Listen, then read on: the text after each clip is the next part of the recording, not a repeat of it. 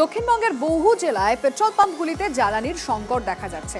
তার কারণ হচ্ছে কোনা এক্সপ্রেসওয়ে এবং সংলগ্ন এলাকা মানে হুগলি সেতু এবং কোনা এক্সপ্রেসওয়ে সংস্কারের কারণে যান নিয়ন্ত্রণ করছে পুলিশ। পুলিশের নতুন নির্দেশিকায় মৌরিগ্রাম তেল ডিপোয় কর্মবিরতি, ট্যাঙ্কার চালক ও খালাসিদের কর্মবিরতিতে বন্ধ তেল সরবরাহ।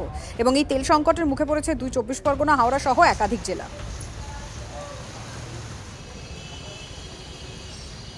আমরা আমাদের সবাই এখানে বন্ধ করেছি আমরা পুলিশের হ্যারাসমেন্টের জন্য। ঠিক আছে, যে আমরা এরকম গাড়ি চালাচ্ছি, রাস্তাঘাটে বেরোলেই পুলিশ কেস দিচ্ছে আমাদের। ঠিক আছে, এই জন্য আমরা এখানে সবাই মিলে বন্ধ করা হয়।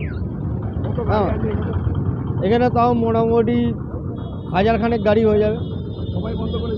হ্যাঁ, সবাই না বন্ধ করলে একজনের দ্বারাই কি ইন্ডিয়ান অয়েলের কিছু আমরা তো ইন্ডিয়ান অয়েল বন্ধ করিনি, ইন্ডিয়ান অয়েল খোলা আছে। আমরা নিজেরা হ্যারাসমেন্টের জন্য আমরা নিজেরা গাড়ি চালাচ্ছি, লোড করছি।